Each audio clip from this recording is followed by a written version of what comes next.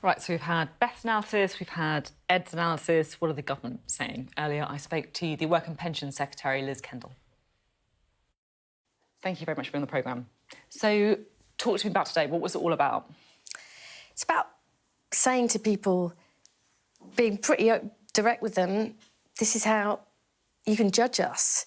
If your living standards are improving, if you're able to get seen in the NHS on time, if your streets are safer and you've got a named accountable police officer, if we have clean homegrown energy by the end of the Parliament.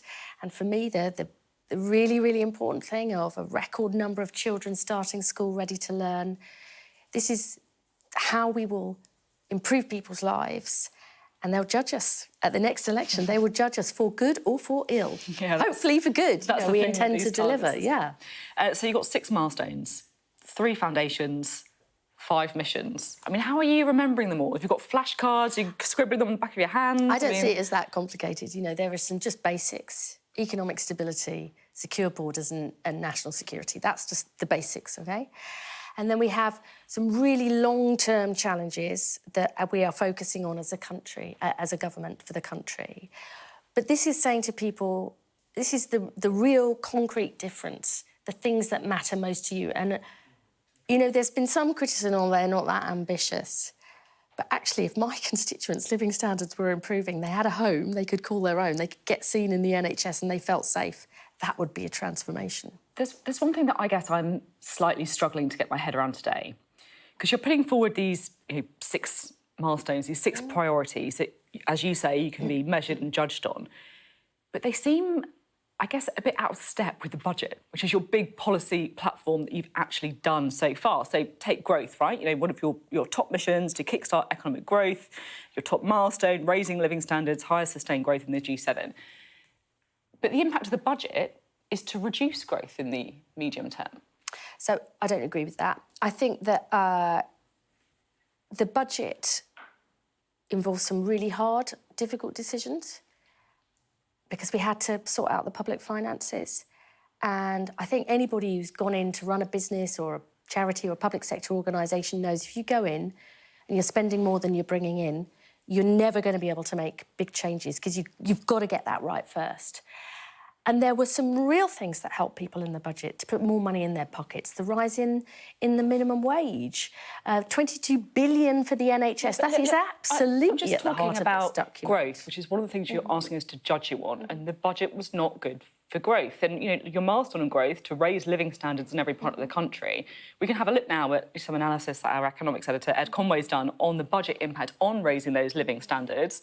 So if we can just have a look now, this is disposable income. So that's literally what you're asking us to judge you on. And you can see before the budget, it was better. The budget's made it worse. So it just feels like you're just out of step with...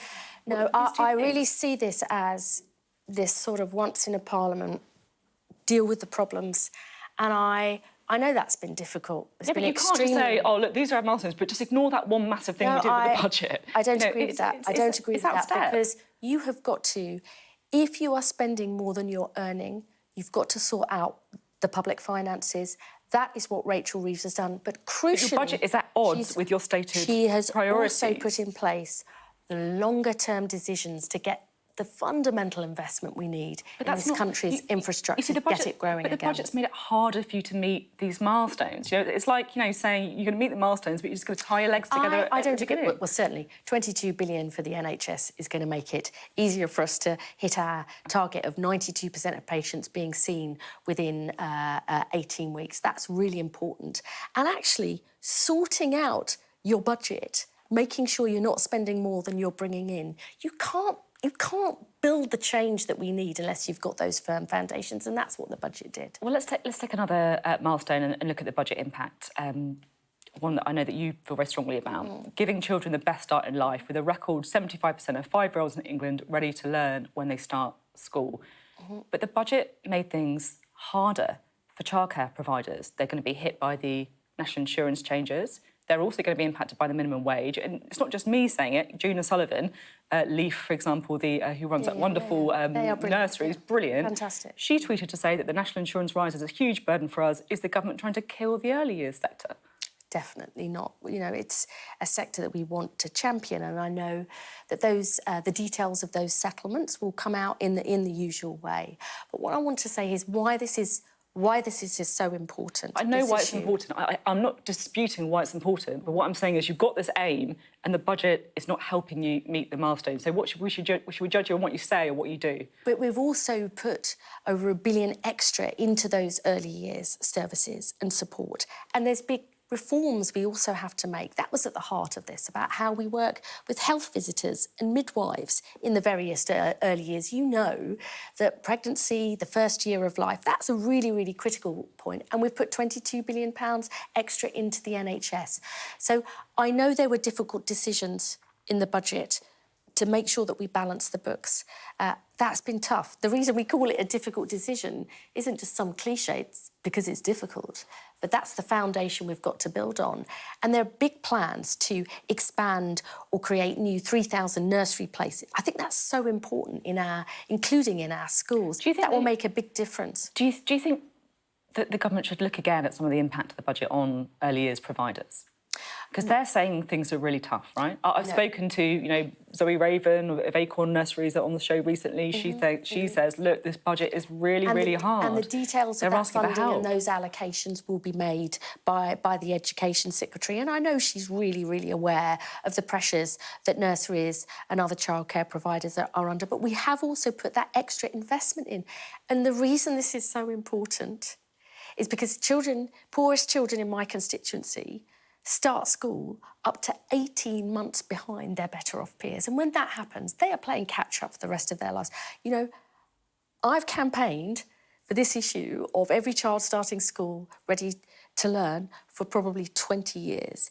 This is a huge change. This would probably be the biggest change that we see in terms of equality and opportunity.